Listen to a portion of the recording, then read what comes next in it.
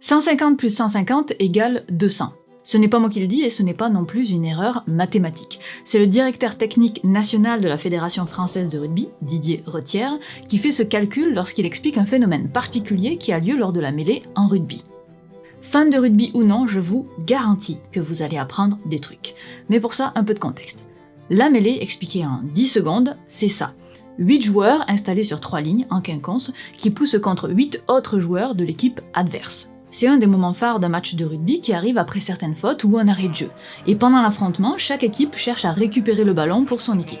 Ça c'est grosso modo, je laisse les pros du rugby ajouter toutes les subtilités des règles de la mêlée en commentaire. Mais la force d'une mêlée au total, donc le cumul de la force des 8 joueurs, est plus faible que la force de chacun des joueurs additionnés. C'est ça qui veut dire en disant 150 plus 150 égale 200. 2 joueurs individuellement capables de pousser 150 kg n'arriveront pas à pousser 300 kg même s'ils se mettent à 2. Ils ne pourront pousser que 200 kg. Il y a plusieurs chercheurs sur le coup pour comprendre pourquoi il y a une perte de force quand ils sont tous ensemble, et c'est Caroline Cohen qui mène le projet. Dans cette vidéo, on va voir comment les chercheurs ont quantifié ce phénomène, quelle est la perte de force en fonction du nombre de joueurs, est-ce que c'est vraiment conséquent ? Et on va tenter d'expliquer pourquoi autant de force a été perdue. La paresse sociale. À la fin des années 1800, un agronome, Max Ringelmann, a fait des essais sur le tir à la corde. Ringelmann avait observé que plus il y avait de participants, plus la force par participant était faible. Et ça, c'est marrant parce que ça a été interprété comme de la paresse sociale, c'est une théorie psychologique, et de dire que collectivement, les gens se reposent plus sur les autres et produisent moins d'efforts eux-mêmes. Alors on peut se demander pourquoi un agronome est à l'origine d'une théorie de psychologie sociale. Eh bien rassurez-vous, dans son article, il parle des hommes comme du bétail et les compare d'ailleurs à des bœufs. Donc finalement, tout cela reste très cohérent. Et Ringelmann est considéré comme un des fondateurs de la psychologie sociale. Si ces conclusions sur comment l'humain se comporte en groupe sont aujourd'hui acceptées, est-ce que ça s'applique au rugby ? Le fait que la mêlée ne soit pas aussi forte qu'elle le devrait, est-elle simplement liée à de la fainéantise de la part des joueurs ? Si cela semble possible à une époque où tous les participants n'étaient pas vraiment volontaires... Et ça, c'était incompatible avec le sport, où tout le monde a envie de faire son meilleur pour que le collectif passe. Pour faire ces mesures, la Fédération française de rugby possède un joug instrumenté qui lui permet de s'entraîner à la mêlée et de mesurer à quel point le groupe de joueurs qui forment la mêlée, ce qu'on appelle le pack, est fort même sans équipe adverse. Les chercheurs ont alors mesuré la force générée par un joueur, puis par 2, 3, 4 et ainsi de suite jusqu'à 8 joueurs. Voici ce que cela donne pour un seul joueur. Le pic initial, c'est l'impact, les mouvements de jambes, et ce qu'on prend à la fin, c'est la force moyenne, le plateau de force, qui est caractéristique de ce qui se passe pendant la mêlée, où on est censé soutenir un niveau de force constant. Petite parenthèse, vous voyez le pic ? 3000 newtons, c'est énorme. Ça c'est pour un seul joueur, mais sur un pack entier, on atteint plus de 10 000 newtons, donc là ça veut dire qu'on dépasse la tonne. Et se recevoir plus d'une tonne sur les épaules, c'est hyper dangereux. Et donc c'est ce genre de mesures qui ont été à l'origine d'un changement des règles de la mêlée il y a quelques années. Maintenant, les deux packs doivent se lier au début de la mêlée pour réduire l'impact et donc limiter les blessures.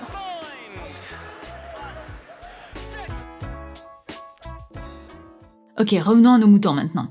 Pour rappel, on étudiait cette courbe. C'est le plateau où le joueur maintient sa force, qui est donc relativement constante, qui nous intéresse et que l'on va comparer entre chacune des expériences. Voici à quoi la courbe devrait ressembler si la force de tous les joueurs s'additionnait parfaitement. Et voici maintenant les mesures. Pour 3 joueurs, par exemple, il y a 22% de pertes, et si on prend le pack total, c'est-à-dire toute la mêlée, on arrive à quasiment 40% de pertes. Techniquement, la mêlée, si on pouvait additionner la force de tous les joueurs, devrait être 40% plus forte qu'elle ne l'est actuellement.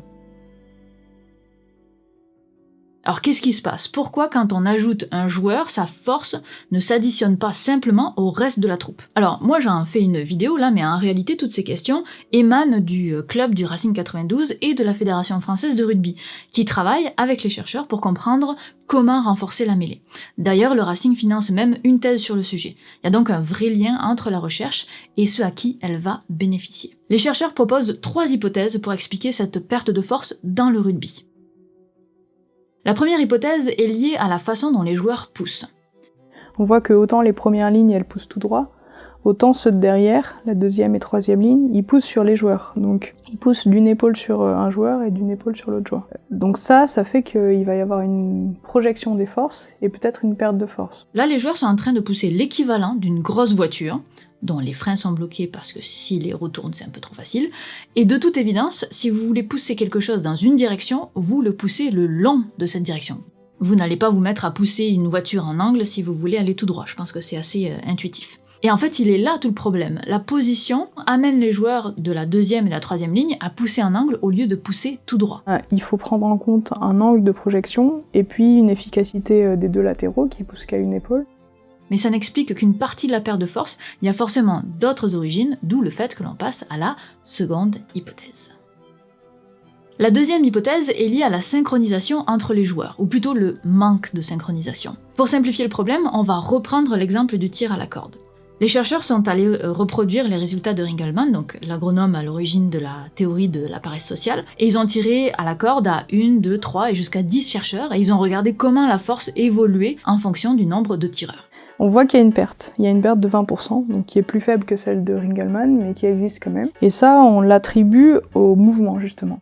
Ce que Caroline appelle les mouvements, c'est ça. Des petits mouvements de pied qui servent à se replacer, mais qui sont aussi associés à une perte de force. Et c'est ça qui explique la différence de force au tir à la corde.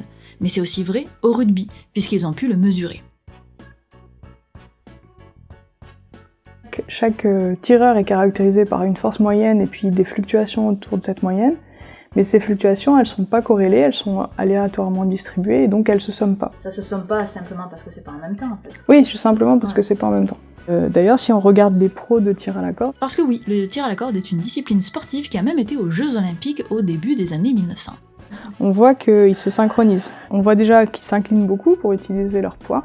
Et puis on voit que donc les équipes bougent les jambes en même temps. Donc après la question c'est est-ce que les joueurs ont intérêt à reprendre leurs appuis en même temps pour minimiser le temps où la force est plus faible, ou alors est-ce qu'au contraire ils ont intérêt à le faire pas du tout en même temps pour assurer toujours à 7 la force moyenne pendant qu'il y en a un qui reprend ses appuis.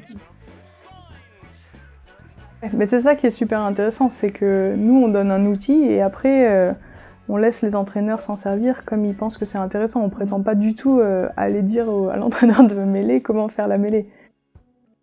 Et enfin, la dernière hypothèse concerne la façon dont les joueurs se lient entre eux. Lorsque les joueurs de derrière poussent sur ceux de devant, si le pack n'est pas solidement lié, il ne transmettra pas les efforts à la mêlée adverse. Par exemple, si quand tu pousses sur les deux copains de devant, ils s'écartent, au lieu de rester serrés, la force n'est pas transmise. C'est pour ça que, juste avant la mêlée, les joueurs s'accrochent le plus fermement possible au t-shirt de leur voisin. Alors on pourrait finir la vidéo ici.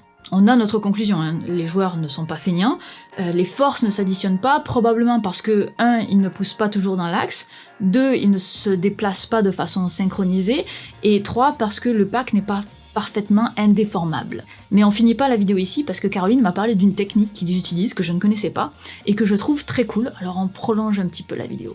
Alors tout ça, ça nous permet d'apprendre comment la mêlée fonctionne dans des conditions contrôlées, mais on aimerait aussi savoir comment ça se passe dans un match. Ce serait super intéressant pour les entraîneurs, les joueurs et même les spectateurs aguerris de voir comment la mêlée est en train de fonctionner. En fait, il y a une technique d'analyse d'image, l'intercorrélation, que les chercheurs utilisent pour mesurer les vitesses d'écoulement des fluides, mais qui pourrait être utilisée pendant les matchs et que moi je trouve très élégante. Et le principe de cette méthode, c'est de décomposer l'image en cellules, en cases, et d'une image à l'autre de chercher où est passée cette case. Et à partir de là, on peut définir, on sait la distance parcourue par la case en un pas de temps, et donc on peut en définir la vitesse en tout point de l'image. Et on obtient le champ de vitesse. Vous voyez les flèches vertes, c'est là où les vecteurs de vitesse sont grands. Donc plus il y a de vert et plus la vitesse est intense et grande. Et on voit que ces zones vertes intenses sont réparties dans l'espace et dans le temps de manière désorganisée. On voit qu'ils poussent pas du tout en même temps et pas du tout au même endroit. Et ça, c'est ce qu'on essaie d'étudier, de savoir quelles sont les bonnes stratégies pour déstabiliser la mêlée adverse. Et purement en question de production de force, ce qu'on essaie de faire, c'est de relier le signal de force au cours du temps avec ces mouvements-là. Et comme il existe un lien entre les fluctuations de la force appliquée et les variations de vitesse mesurées par cette technique, on pourrait, avec un drone ou les images de la Spider-Cam qui est au-dessus de la mêlée, on pourrait déduire la force d'une mêlée ou même trouver les points de faiblesse d'un pack. Mais moi je trouve que c'est beau parce que ça révèle un peu l'œil de l'entraîneur. Mais ce que tu vois, c'est que les entraîneurs, quand tu discutes avec eux, ils voient où est la faiblesse de la mêlée. Par exemple, le truc typique, c'est l'arbitrage. Donc les arbitres, donc il y a une mêlée, ils sifflent, faute, tu sais jamais pourquoi. Il y a effondrement et ils savent que c'est un joueur, le pilier droit, qui a fait effondrer la mêlée. Et c'est impossible pour un œil non expert de savoir d'où est venue la faiblesse. Et ce dont on a l'impression, c'est qu'avec des analyses vidéo comme ça, bah, tu vas pouvoir voir d'où vient le défaut. Et donc peut-être que dans le futur, on aura des drones au-dessus d'une mêlée avec des vecteurs de vitesse pour nous indiquer comment la mêlée est en train de pousser. On est en plein dans la Coupe du Monde de rugby en ce moment, du moins au moment où je tourne la vidéo, alors j'espère que vous regarderez la mêlée d'un autre œil et que vous apprécierez un peu plus ce sport si ce n'est pas déjà le cas. Si vous trouvez que vous avez bien dépensé votre temps à regarder cette vidéo, alors je vous invite à vous abonner et surtout à la partager. Un grand merci à Caroline qui m'a reçu dans son laboratoire le LADIX à l'école polytechnique. Il y a encore d'autres vidéos prévues sur la physique du sport, dont certaines qui viennent d'ailleurs de son laboratoire. Alors si vous aimez ces thèmes, abonnez-vous à la chaîne pour voir les suivantes. Ou allez voir d'ailleurs les différentes vidéos sur le sport qui sont dans la playlist qui va s'afficher quelque part. La production de vidéos se fait grâce à vos dons sur Utip, Tipeee ou Patreon, alors si vous voulez que ce genre de vidéos continue à voir le jour, n'hésitez pas à aller faire un tour sur les pages de financement. Sur ce, je vous dis à la prochaine. Bye.